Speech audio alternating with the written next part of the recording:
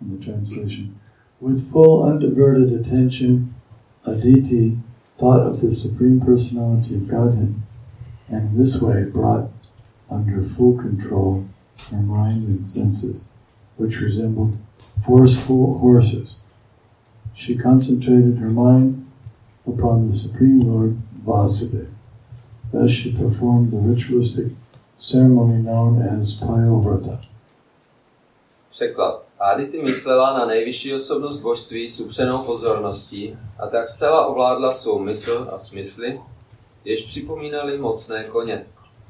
Soustředila svou mysl na nejvyššího pána Vásudeva a tak prováděla obřad zvaný Payovrata.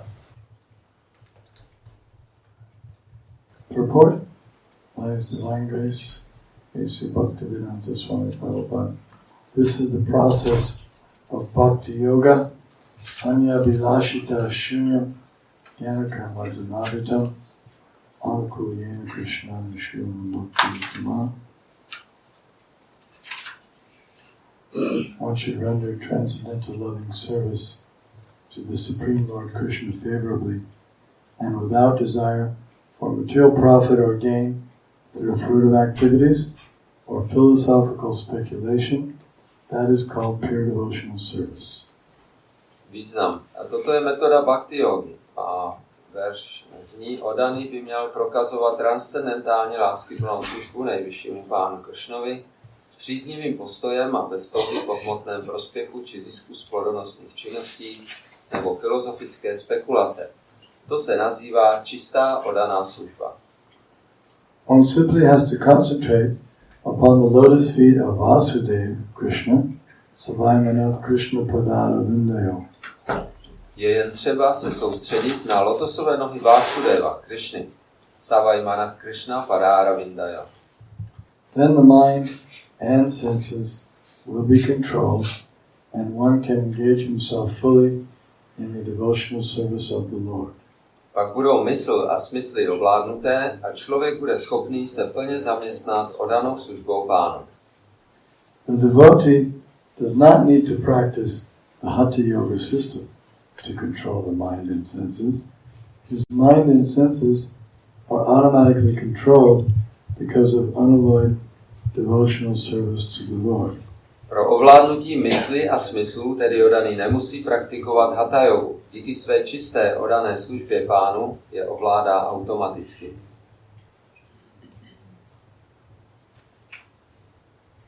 Chintayam yekaya buddhyam mahapurusham ishvaram prakrihyendriya dushtashvan manasa buddhi saratihi manaschaikandriya buddhyam bhagavad yakilatmani Vasudeva Samadhaya Chachara Hi Payovatam. So this is Bhakti Yoga. Takže toto je Bhakti Yoga. Bhakti Yoga is the topmost yoga system. Bhakti Yoga je ten nejvyšší systém jogy. Yoginam api sarvesham adgatenam tadatmana shradhavam bhajate yomam samayuktatamomata. Well, there are many different types of yoga systems. Existuje mnoho různých druhů jogy, but the Bhakti Yogi is the topmost. Ale Bhakti Yogi je mezi nimi, stojí mezi nimi nejvyšší. So if you have the topmost yoga system, why would you prefer to perform something lesser? Když tedy máme k dispozici ten nejvyšší systém, proč bychom měli dělat něco nižšího? If you have fresh good food, why would you prefer to eat rotten poor food? Když máme k dispozici čerstvé jídlo, proč bychom jedli staré, snělé? Yeah. Why should you go down to a lower level? Proč bychom vůbec měli přestupovat na nižší úroveň? It means those who are attracted to Hatha Yoga, they're on the bodily concept of life. Znamená to, že ti, kdo jsou přitahováni hatha jogou, jsou na tělesné úrovni života. They're having a hard time understanding that they're not the body. Mají problémy s tím pochopit, že nejsou toto tělo. Because if you understand you're not the body, then what do you need to perform that for? Protože když pochopíme, že nejsme toto tělo, tak co bychom potom pro něj měli dělat? Well, you have to keep healthy body. Musíme ho přece udržovat ve zdraví. You mean you can't keep a healthy body with bhakti yoga? A to znamená teda, že v bhakti yoze nemůžeš udržet tělo zdravé. If you can't keep a healthy body with bhakti yoga, it means you're not performing bhakti yoga. Jestli nedokážeš udržet tělo zdravé při praktikování bhakti yogy, tak to znamená, že nepraktikuješ bhakti yogu. Yuktahara viharasya yukta karmasu yukta svapna vabodasya yogo bhavati dukkha. One must be temperate, regulated, temperate in habits of eating, sleeping, mating, and defending. Člověk musí být usměrněný, střídmý v těch návicích jedení, spaní, rozmnožování a obraňování. Krishna doesn't recommend bhakti yoga as the topmost yoga system because it's unhealthy for the body. Krishna doesn't recommend bhakti yoga as the topmost yoga system because it's unhealthy for the body. Krishna nedoporučuje bhakti yogu jako nejvyšší jogový systém, protože by to bylo nezdravé pro tělo. So it's a contradiction. If I say I'm performing bhakti yoga, but I need to perform hatha yoga to keep healthy body. Takže je to protichůdné tvrzení, když budeme tvrdit, že praktikujeme bhakti jogu, ale musíme k tomu praktikovat ještě hatha jogu, aby jsme byli zdraví. Means I'm not performing bhakti yoga properly. To znamená tedy, že bhakti jogu nevykonáváme správně. I'm eating too much or eating too little, sleeping too much or sleeping too little. Znamená to, že mating too much. Jím příliš nebo málo, nebo spím příliš nebo málo. Therefore, I think I need something else to supplement. Takže potom máme pocit, že to potřebujeme ještě doplnit něčím. Not required. If one is performing bhakti yoga correctly, then he'll have no need for any other system. Takže to není potřeba nějaké doplňky, protože pokud praktikujeme bhakti jogu správně, nepotřebujeme žádný další systém. You won't need to become expert in some philosophy in order to be able to understand the Vedas. Ani se nemusíme stát odborníkem na nějakou jinou filozofii, abychom pochopili Védy. Or some other practice. Nebo nějaké jiné praktiky. Someone may say, well, I have a system that helps you become free from disturbances of the mind, and then you can chant Hare Krishna. Někdo nám třeba může říct, já mám systém, kterým můžeš uklidnit svoji mysl a potom můžu zpívat Hare Krishna. But that would mean that Hare Krishna chanting is lacking something. To by ale znamenalo, že potom zpívání Hare Krishna něco postrádá.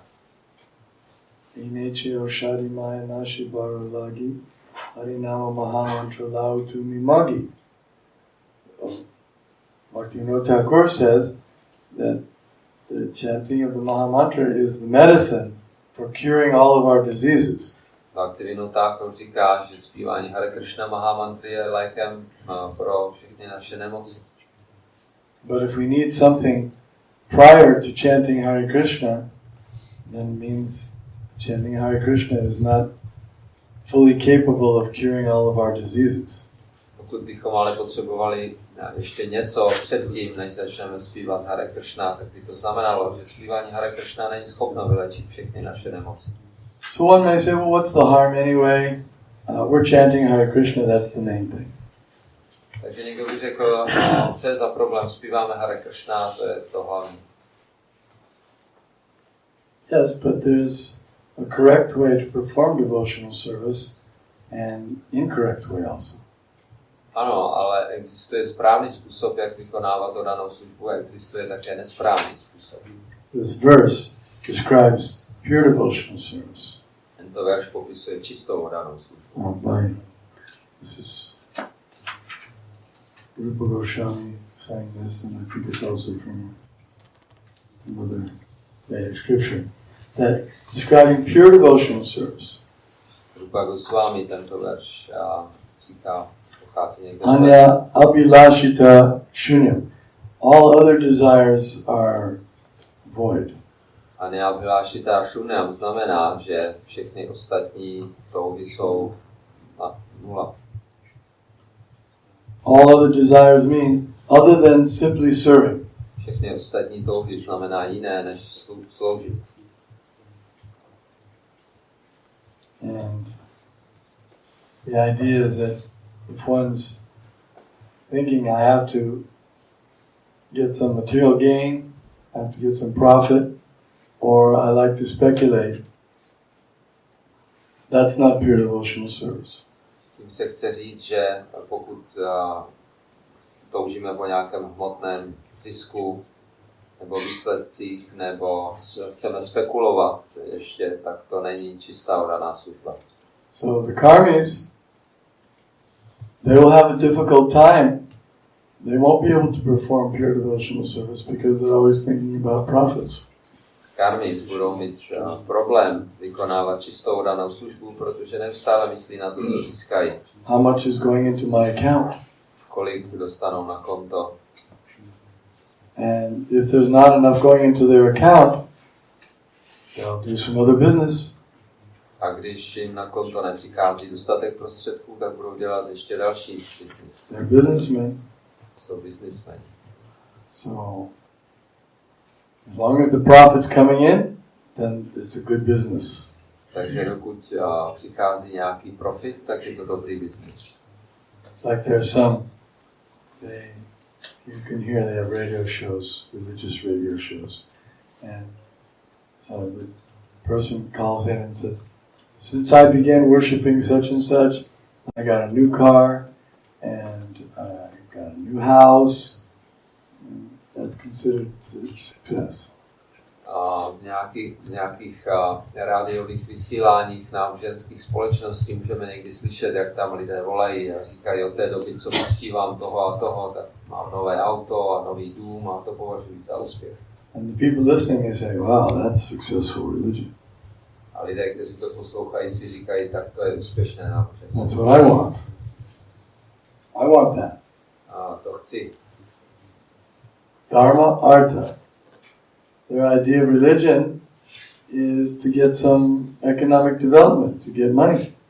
Dharma, artha, to je vlastně záměrem nějakého náboženství, je dostat peníze. And sometimes if they come and they make donation to the gods, then the idea is that I give, say, $10, I get 100 back.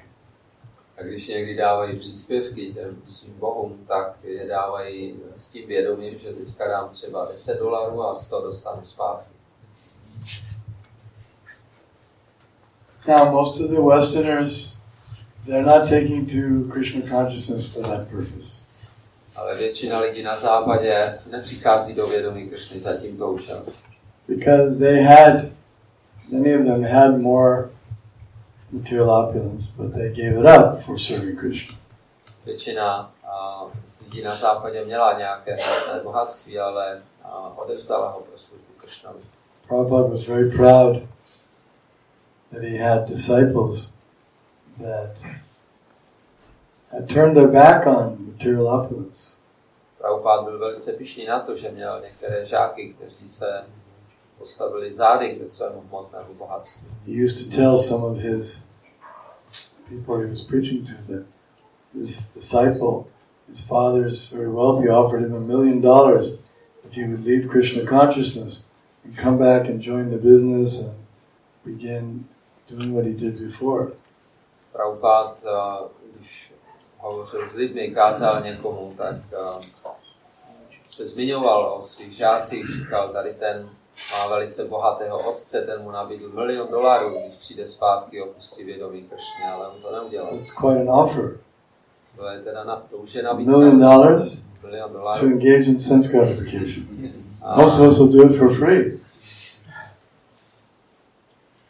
No, if someone offers me $1 million to engage in sense gratification, Když mi někdo dá $1 milion, abych si mohl užívat, most of us would engage in sense gratification for free. většina z nás by se zaměstnala ve smyslovém požitku i zadarmo. But the devotees, Prabhupada was so pleased with me. They said, no, I'm not interested in $1 million to engage in sense gratification. I won't do it. Prabhupada byl tak spokojený s takovými oddanými, kteří odmítli $1 milion a nechtěli se uspokojovat své smysly ani za takovou nabídku. That's Bhakti Ruttama, that's pure devotional service. To je Bhakti Ruttama, čistá oddaná služba. He didn't want it. He wasn't serving Krishna hoping he would get some material opulence. On nesloužil Krishnovi ten oddaný proto, že by doufal, že dostane nějaké hmotné bohatství. And to prove that, Krishna showed. Father offered $1 million and still he rejected. A aby to Krishna dokázal, tak zařídil, že otec mu nabídl $1 milion a on to přesto odmítl. That's in the line of Raghunath Das Goswami. He also was not interested in sense gratification.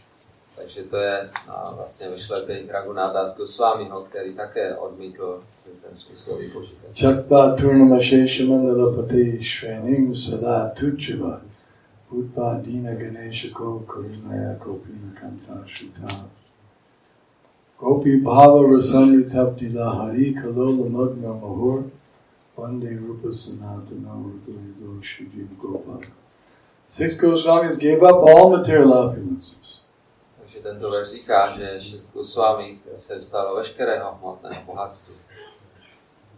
In other words, material opulence is generally considered a type of impediment. Hmotné bohatství je jinými slovy považováno obecně za překážku. It's like when many of our devotees joined, they had some money, maybe not a lot of money, but whatever money they had, they turned it in, so to speak. They sacrificed, they gave it to Krishna. Takže hodně oddaných, kteří přišli do vědomí Kršny, měli nějaké peníze. Ne moc, ale cokoliv měli, tak odevzdali Kršnovi. Manasa deha geha jokachumur arpilu tuapade nandakishur. They had the mood that everything that I have, my mind, my body, my home, my family, everything, it belongs to you, I'm offering it to you. Přišli v té náladě, že cokoliv mám, moje mysl, moje tělo, můj domov, cokoliv to je, obětuji tobě. They're not thinking separate. Krishna, you have your wealth and I have mine. Neuvažují odděleně, že ty máš, Krishna, svoje bohatství a já mám taky svoje. This is your money, this is my money. Jsou tvoje peníze a tohle jsou moje peníze. No. Pure devotee knows there's no such thing as my money, it's all his money. Čistý oddaný ví, že neexistuje nic takového jako moje peníze, všechno jsou tvoje peníze. And I'm supposed to be a sold out animal, so I don't have independence. A já jsem, předpokládá se, že jsem jako prodané zvíře, takže nemám žádnou nezávislost. Of course, he knows that he has independence. He's proven that by misusing it, coming to the material world. Oddaný samozřejmě ví, že má nezávislost a ukázal to na tom, že ji zneužila přístup do hmotného světa. But he knows in the proper consciousness, he'll give up his independence and say, no, I just want to do what you want me to do. Ale když získá zpět správné vědomí, tak se vzdá té nezávislosti a řekne, ne, já chci teď dělat, co ty po mně chceš. And this jnana, that's a problem for the intellectuals. A s gyánou mají zase problém intelektuálové. And an intellectual is not an intellectual unless he disagrees with all the other intellectuals. A intelektuál není žádný intelektuál, pokud nemá výhrady k ostatním intelektuálům. If he says, yes, I accept such and such teacher, exactly. Kdyby řekl, já přijímám tady toho učitele úplně přesně všechno, co řeknu. Then people say, what do we need you for? Tak lidi řeknou, na co pak potřebujeme tebe. I can take it from him, I don't need you. To můžu vzít od něho, nepotřebuju tebe. So he says, I accept certain parts of what he says, and I have my own philosophy. He says, oh, now I'm interested in you. Takže on spíše tedy řekne, že určité části jeho filozofie přijímám, ale mám zase určité části, jako na určité části svoje názory a lidi říká, aha, tak to potom tě přijímám. Because the implication is, I listen to you and I take a few nuggets of golden advice, and then I add it to mine, and then I make my own philosophy, and then I become a philosopher. Protože lidé naslouchají s tím pochopením, že já si vemu pár nugetů zlatých tvé moudrosti a pak si k tomu přidám svoje a udělám si svoji filozofii. So, therefore you'll hear these people, they say, yes, I take a little bit from Christ, and a little bit from Buddha, and a little bit from Paramahansa Yogananda, and a little bit from Uspensky, and then I mix it all together and I add my own special flavor, and I become greater than all of them.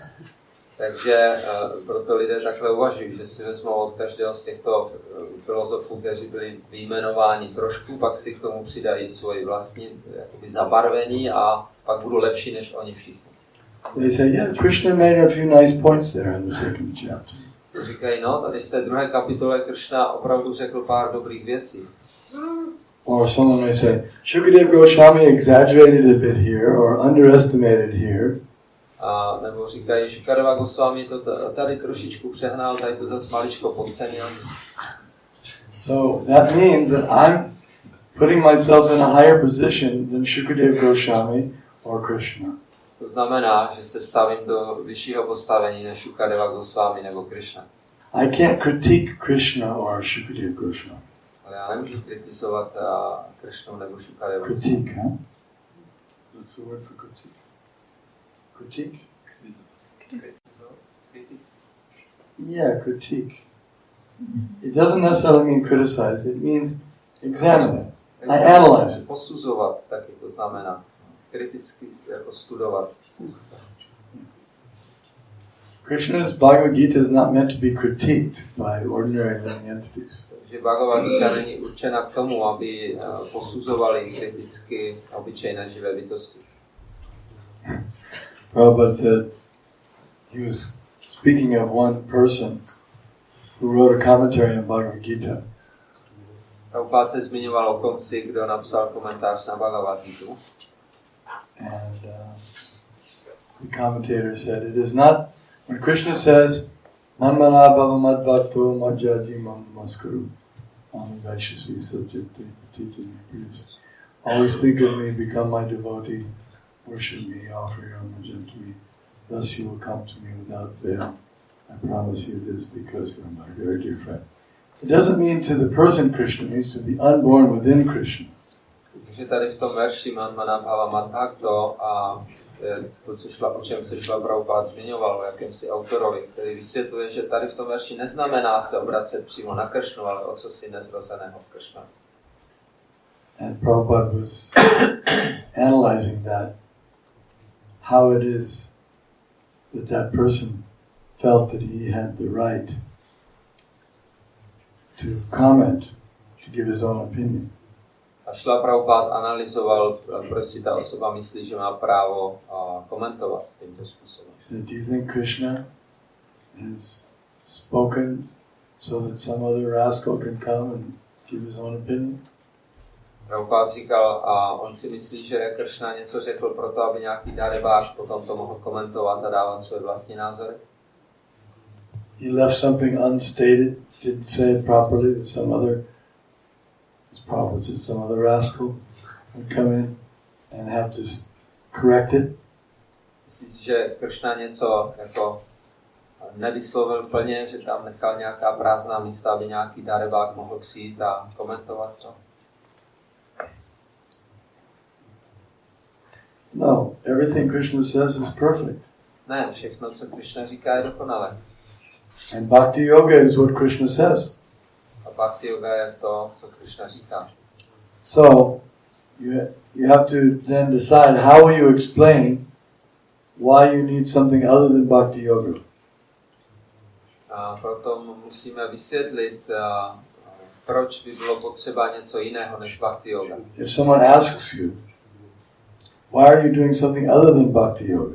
Když se vás někdo zeptá, proč děláš ještě něco jiného než bhakti yogu, You have to say, well, either bhakti yoga is defective or I'm defective. tak musíte říct, buď bhakti yoga má nějaké nedostatky, nebo já mám nějaké nedostatky. And generally we don't like to say that we're defective. A my obecně nechceme přiznat, že máme nějaký nedostatek. Isn't it? We don't, you know what defective means? You know what defective means? Víš, co znamená defektivní? Defective means that we make mistakes. To znamená, že děláme chyby. So generally we don't like to admit we make mistakes. Takže obvykle nechceme přiznat, že děláme chyby. If someone says, hey, you didn't do this right, immediately my face gets all scrunched up. Když nám někdo řekne, tohle jsi neudělal dobře, tak my se hnedka začneme na vás. I didn't do it right. Já jsem to neudělal dobře. I made a mistake. Já, že jsem udělal chybu. Who are you? You're finding fault with me? Ty tady na mě hledáš chybu. We don't like that very much. Tohle se nám moc nelíbí. So, rather than say that we made a mistake, we say, well, bhakti yoga isn't complete. Takže my radši, než bychom přiznali, že jsme udělali chybu, řekneme, že v bhakti yoze něco schází.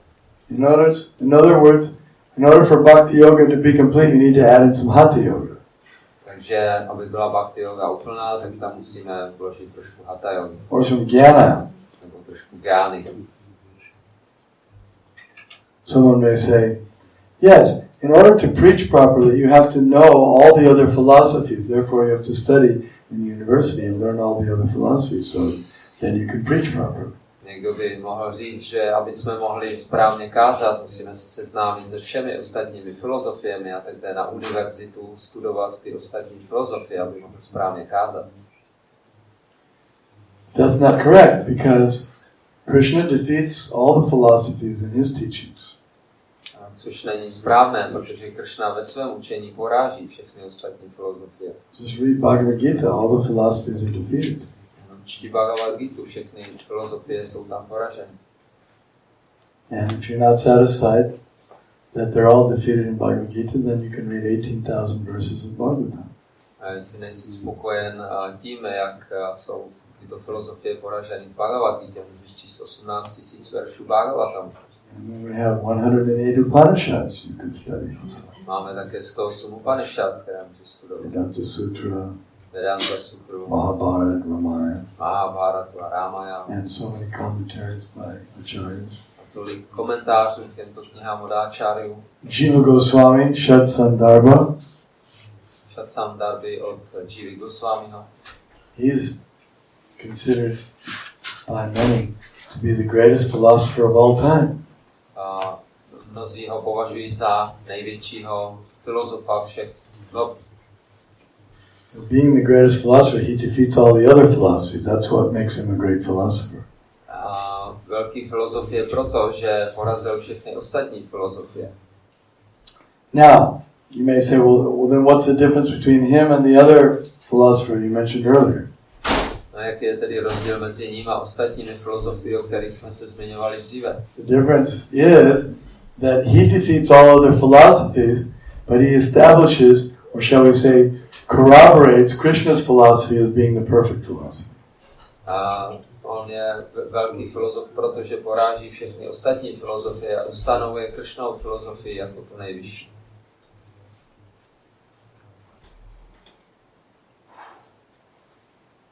Okay, another nice, you've heard of Bhagavad Gita, the 5 horses. Slyšeli jsme z Bhagavad Gita o 5 koních. What are the horses compared to? Čemu jsou tam koně přirovnáni? What are the senses?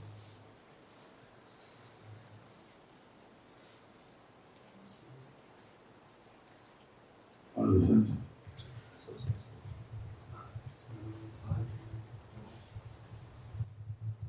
Yes. Generally, the 5 senses refer to the knowledge-acquiring senses. Obvykle těch, když se mluví o 5 smyslech, myslí se tím smysly pro přijímání poznání. So they're compared to horses. A ty jsou tedy přirovnány ke koním. And if the horses have no reins, if there's no reins going through their mouth, right? You control a horse through the mouth.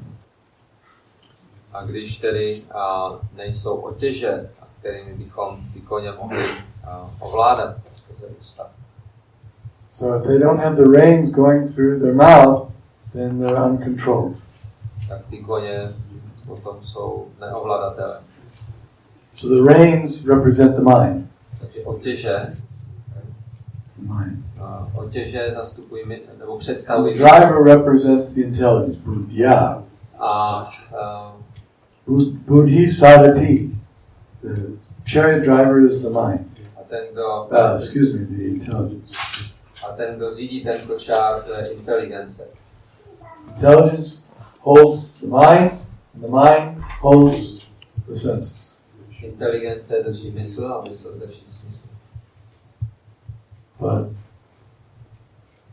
so she did this. She controlled her mind and her senses with her intelligence. Takže ona tohle dokázala, ovládala svoje smysly a myslí a inteligenci. Where did she get her intelligence? A odkud dostala inteligenci?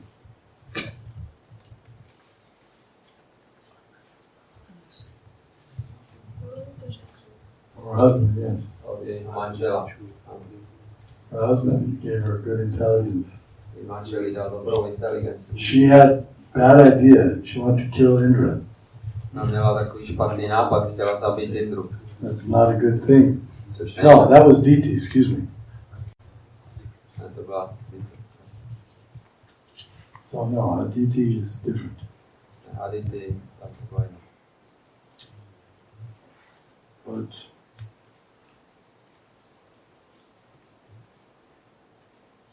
so what's the story then? Let's see. What did Aditi? What did she want? She wanted so that her children's demigods get back their kingdom. Aha. Okay.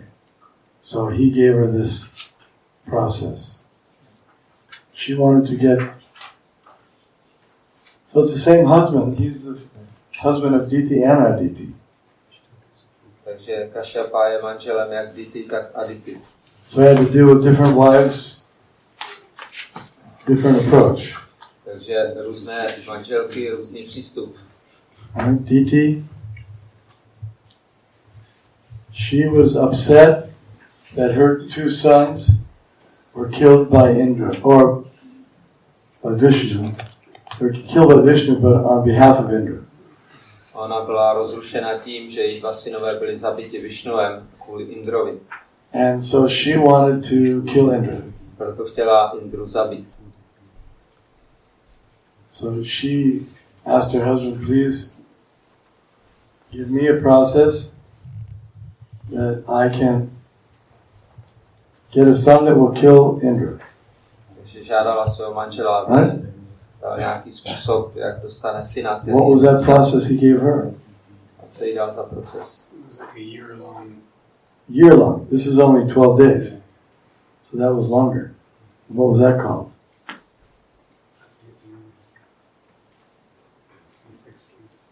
6 canto. Okay, so another process. Pungsa.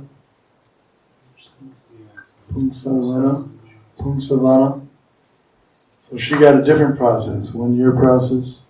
Takže ona, Diti, dostala jiný proces od svého manžela, Kašapy, který trval rok. It's interesting, he gave them both basically the same program, devotional service. Ale zajímavé je, že jim v základě dal oběma stejný program, oddanou službu. Okay, here's a 1 year program. Takže tady máš na rok program, Especially for you, zvlášť pro tebe, but it was devotional service. ale byla to oddaná služba. And this is a 12-day program, A to je 12denní program, 12-day seminar, devotional service. oddaná služba. So that's a good spiritual master then. To byl dobrý duchovní mistr. He didn't give them something else. Nedal jim něco jiného. If someone comes to you and says, I want to take advice from you, please tell me what to do, what will you tell them? Když Že vám někdo přijde a požádá vás o radu, co má dělat, co mu řeknete?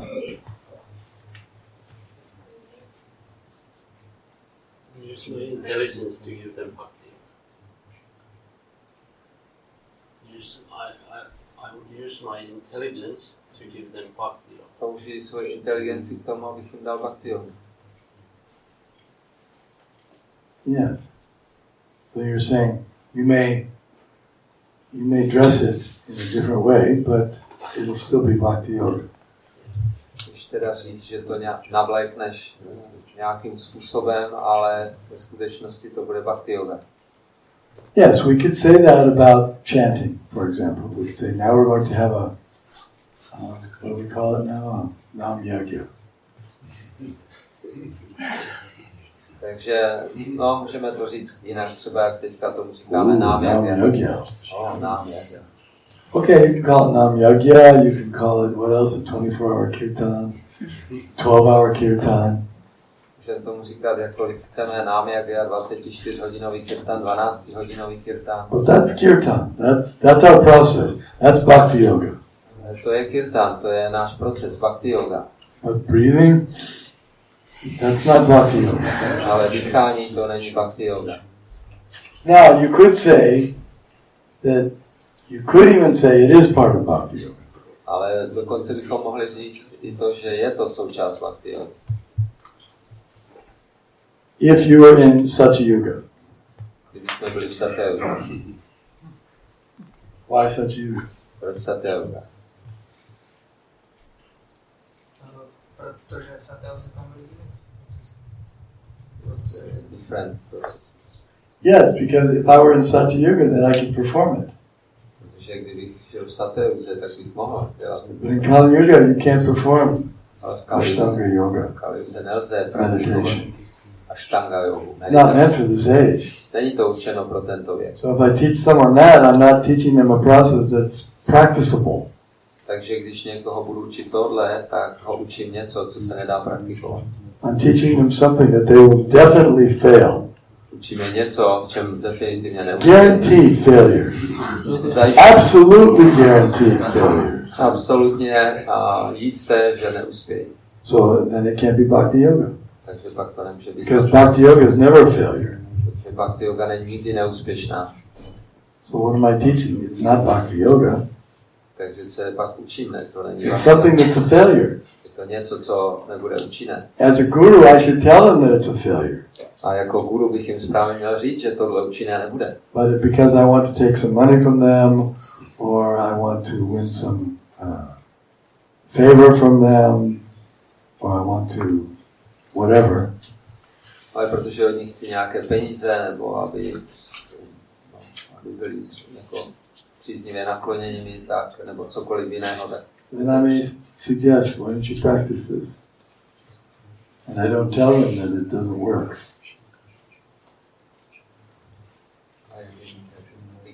Then I will tell them, why don't you practice this? Potom budu říkat právě, proč to neděláte. But if I were actually a guru, then I would tell them that it doesn't work. Ale kdybych byl skutečným gurem, tak jim řeknu, tohle nedělejte, to nefunguje. And that was Prabhupada's uniqueness. A to byla Prabhupádova unikátní pozice. How many of the so-called yogis and swamis and gurus who came from India told them that it doesn't work? Kolik svámi, joginů a gurů, kteří přišli z Indie, říkali lidem, že to nefunguje.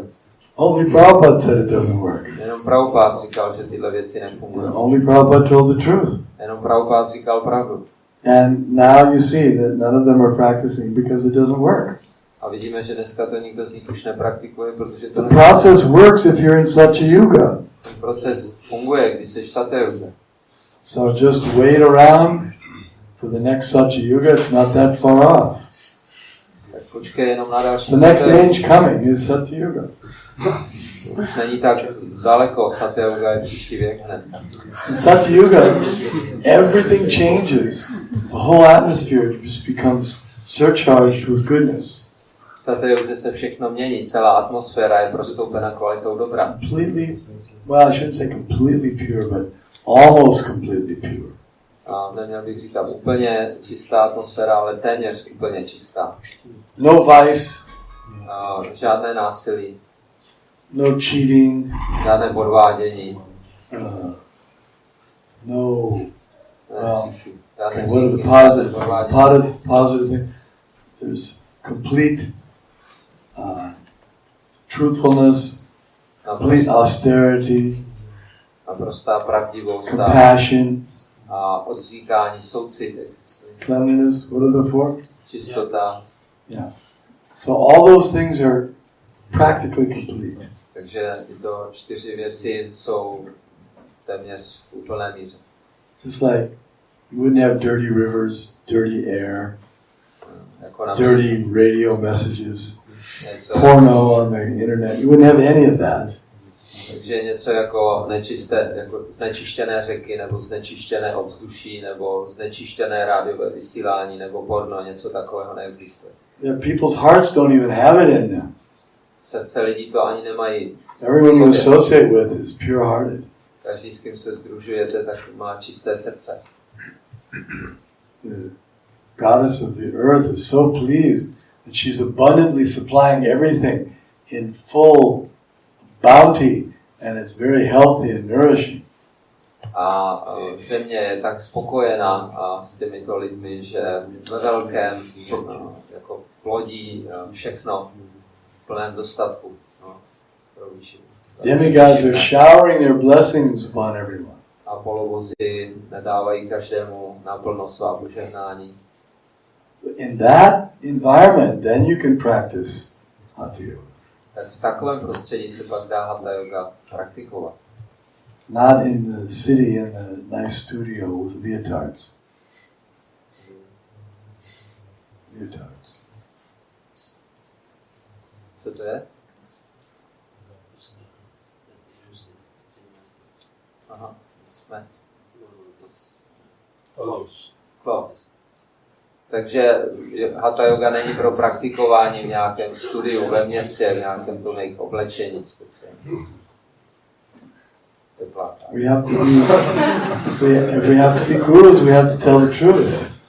Musíme být gurové, musíme říkat pravdu. We have to say, no, it doesn't work like that. Takhle to nefunguje.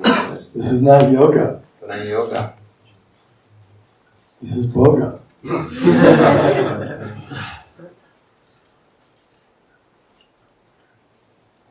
So, here the guru told his disciple the truth, and she followed it, and therefore was successful. Takže tady guru řekl své žákyni pravdu a ona to následovala a byla úspěšná. He told her, control your senses and meditate on Vishnu, Vasudeva. Ovládej své smysly a medituj o Vishnovi, Vasudevovi. She did it, and she was successful. Ona to udělala a byla úspěšná. That's perfection. To je dokonalost. She gave up sense gratification. She didn't take up more sense gratification. Ona zanechala uspokojování smyslu, ne že ještě více začala uspokojovat své smysly. Okay, thank you very much. Děkuji vám. Any questions? Nějaké otázky?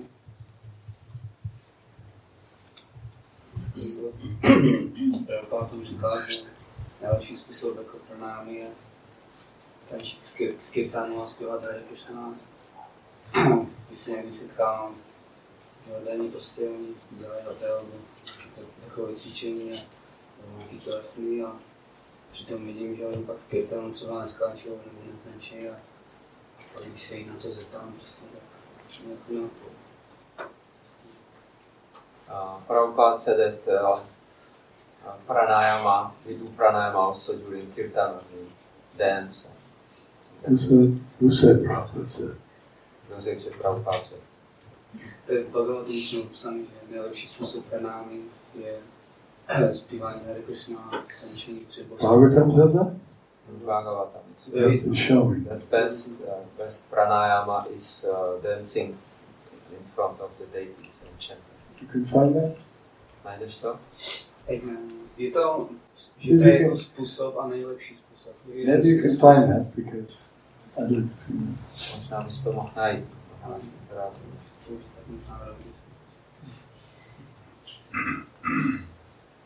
In one sense, it's true that the best breathing exercise is breathing for Krishna. V jednom smyslu je to pravda, že nejlepší dýchání je dýchání pro Krishnu, dechové cvičení. But Allen Ginsberg said something like that. A Ginsberg řekl něco takové. He was saying that we chanting, it's pranayama. Když zpíváš, je to pranayama. So maybe you're mixing up with Ginsberg. Já si to spletl s Ginsbergem. It's in the Lilamrita, so it might have been confused. But anyway, the essence of what you're saying is correct, that by doing kirtan, that's the best breathing exercise. To je v Lilamritě někde, takže možná se to zaměnilo, ale v esenci, v podstatě to, co říkáš, je pravda, že jako, co to bylo, zpívat kirtanu, tancovat, je nejlepší dýchací When cvičení. Prabhupada was hearing about the book distributors, who were going out in the vans, Jako Prabhupada, když slyšel, že oddaní, kteří rozdávají knížky, jezdí ven ve venech, he said that's real samadhi. říkal, to je opravdové And samadhi. samadhi is the eighth step in the Ashtanga yoga system. Prabhupada říkal, že samadhi je 8. stupeň v This Ashtanga. word is also used here. Tady je to slovo také použito. Yeah, Vasudeva Samadhaya. So meditation on Vasudeva. Vasudeva Samadhaya, že meditovala o vás. You get the benefit of all the other yoga systems. A tím získáváme prospěch všech ostatních jogových systémů. Just like if you have $1 million, you get the benefit of $1,000, $100, $10, and $5. Stejně jako když máme $1 milion, tak z toho máme stejný prospěch, jako je v tom zahrnut prospěch ze $100 nebo $10. You don't need separately $100, $5. It's all included in the million. Nepotřebujeme odděleně ještě víc $100 nebo $5, je to So všechno. everything's included in Bhakti Yoga. V Bhakti Yoze je všechno zahrnuto. You get everything. Vasudeva Bhagavati Bhakti Yoga Prayojitaha Janiyadyasu Vaira Gyam Gyanam Chayanahoitu. You get knowledge, you get renunciation, you get Dharma Artha Kama Moksha, you get everything. Takže vykonáváním hodané služby, jak je řečeno v tomto verši, dostaneme gyánu, dostaneme How many verses does Krishna say that in Bhagavad Gita? dharma, artha, kama, moksha, vysvětlí. That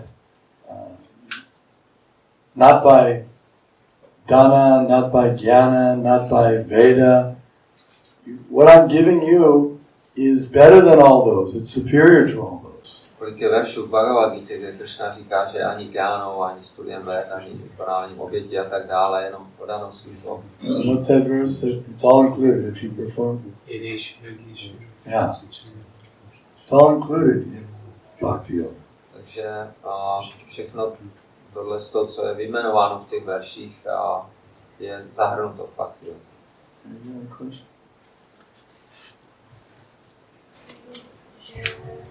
Maharaj peněz cvičení, kdy oddaní odmítají ty peníze, co třeba rodičem nabídnou, tak proč by to měli odmítat, když se to dá použít na službě Krishnovi? And he was speaking about the devotee who didn't wanted to accept this $1 million. So he is asking why he didn't accept it. He could use it in service. Well, that was the condition. You have to use it in sanskarification. Ale podmínka byla, že on to může použít jenom na uspokojování smyslu. You have to give up Krishna and come back, then you get the $1 million. Then you can engage in sanskarification. On musel nechat Krishnu být a přijít domů a pak by teprve dostal ten $1 milion.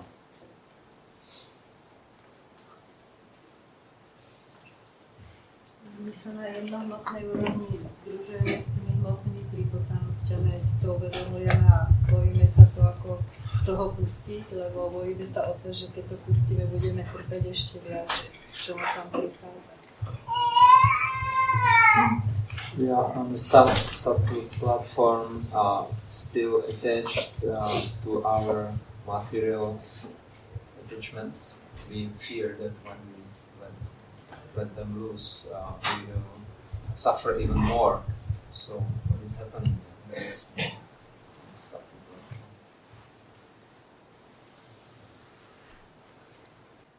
we haven't got full faith in Krishna yet. Znamená to, že ještě nemáme naprostou důvěru v Krishnu.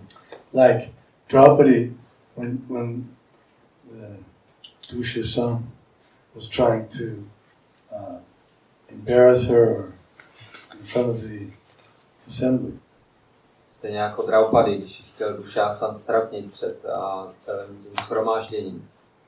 So she was trying to protect herself with one hand, and then the other hand she was calling out to Krishna, please save me.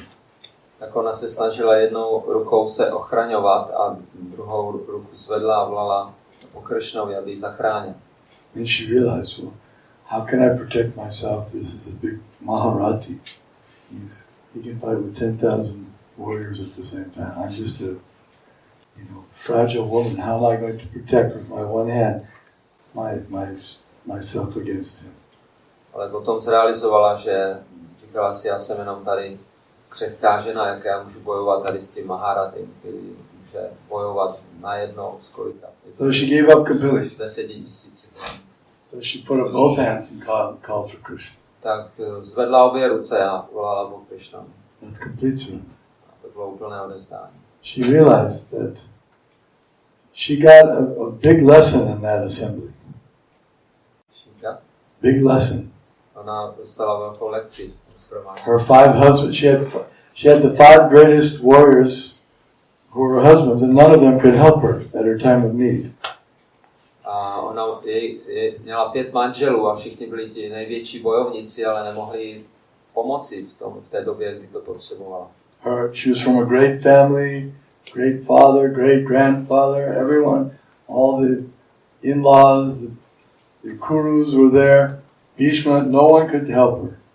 Byla z velkého rodu, její otec, praotec byli velcí hrdinové, byl tam Bhishma ve shromáždění a další, ale nikdo jí nemohl pomoci. So her last hope was Krishna. Takže její poslední naděje byla Hey Govinda. Hey Govinda. And she completely surrendered to Govinda. A úplně se odevzdala Govindovi. There was nothing else to do. And there was no half-baked surrender. Like, I'll surrender to Krishna. If that doesn't work, I have my left hand, I can switch to my right hand. No. Takže zcela se musela odevzdat Krishnovi, nebylo to žádné poloviční odevzdání. She already saw my husbands can't save me, my relatives can't save me. Už viděla, že manželé mi nepomohou, příbuzní mi nepomohou. Even she had mystic powers. She didn't try that. Ona dokonce měla i mystické síly, ale nepoužila je. She knew only Krishna can save me now. Věděla, teď mě může zachránit jenom Krishna. So we should have that kind of faith that only Krishna can save me. Takže my musíme mít tu víru, že mě může zachránit jenom Krishna. Krishna will take care of all my necessities. Krishna se postará o všechno, co potřebuji. And if I'm thinking Krishna won't take care of my necessities, then it means my faith is still weak. A když nemám tu důvěru v to, že Krishna se postará o to, co potřebuji, tak moje víra je slabá ještě. So that may be for neophytes. Naturally, neophytes, that's what it means to be a neophyte. It means the faith is still weak. A začátečníci mají víru slabou, to je také význam slova začátečník, že má slabou víru. The gopis are the most advanced, and we see they didn't care for anything but Krishna. Gopi jsou nejpokročilejší a vidíme, že se nestarají o nic jiného než o Krishnu. They went out in the dead of night into the forest. Oni utečou prostřed noci do lesa. Which women go out into the dead of night into the forest? There's so many animals, wild animals, especially in India, warm climate, tigers and lions. What else? All kinds of things. Která žena by šla v noci do lesa sama, zvláště v Indii, je to teplé klima, je tam spousta různých spousta dravé zvěře, lví, tygři, šakaly.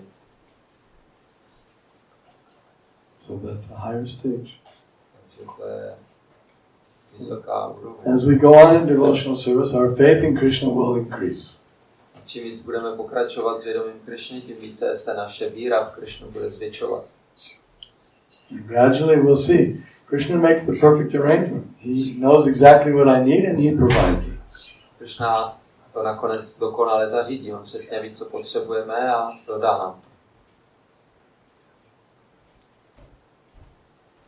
In other words, we're afraid that we're going to be in need or in want, but Krishna is taking perfect care of us. Jinými slovy, my se bojíme, že budeme mít něčeho nedostatek, ale Krishna se o nás stará dokonale. But because we're a little sophisticated, we don't have faith yet. Ale protože jsme trošku komplikovaní, tak nemáme ještě tu víru. Okay. Niekedy, keď to je v poriadku, treba s tou myslou, keď prichádza k takému seba uspokojenia, že ako sa toho vyvarovať. Aby nás to nebrzdilo v tom pokroku.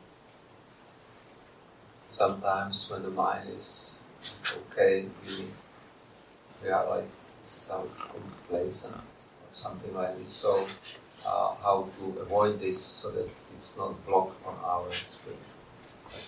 Our spiritual. Is this on the same point or a different point? To je jako ke stejné věci. Same point. What is the question? Takže co ještě jedna otázka? Niekedy tá mysl tak s tebou nemáva, tak že tie hmotné priputanosti nie sú také silné, pretože myslíme si, že už sme sa usadili v určitej situácii, tak seba uspokojíme sa, ale že vlastne potom zase príde nejaká skúška, že aby ako nezotrvať v tej situácii toho seba uspokojenia. So sometimes we feel a little better and we don't feel so strongly attached to these material things and we become immediately like self-complacent. It's okay, it's not so bad, and this can become a walk on our spiritual advancement. So how to avoid this? So, thing is, it's not so bad if we're in devotional service. Tak ono to opravdu není tak špatné, dokud se trváváme v podané službě. That's good.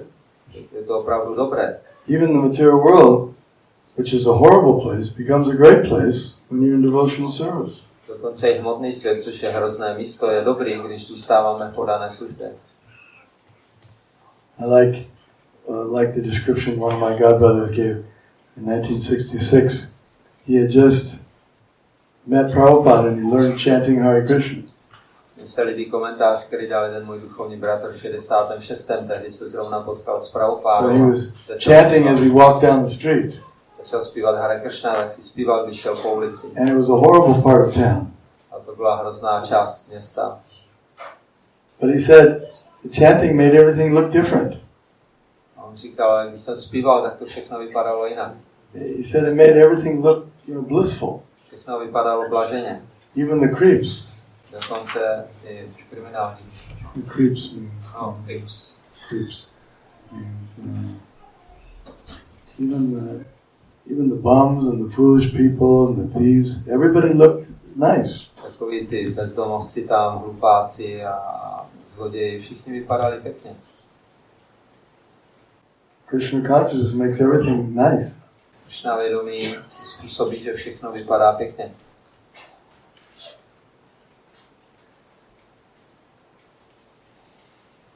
So, if when you're chanting Hare Krishna, if you think everything's nice, that's not complacency. It is nice.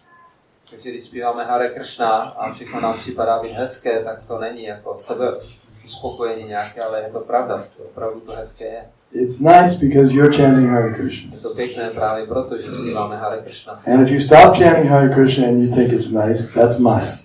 A když přestaneme zpívat Hare Krishna a potom si myslíme, že je to stále hezké, tak teprve potom je to Maya. Okay. Jo?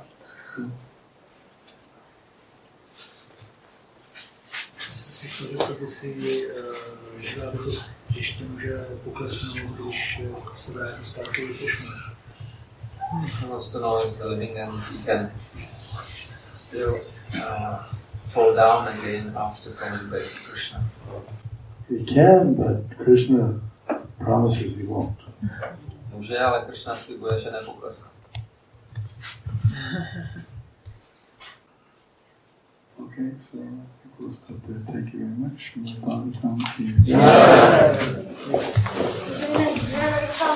Jai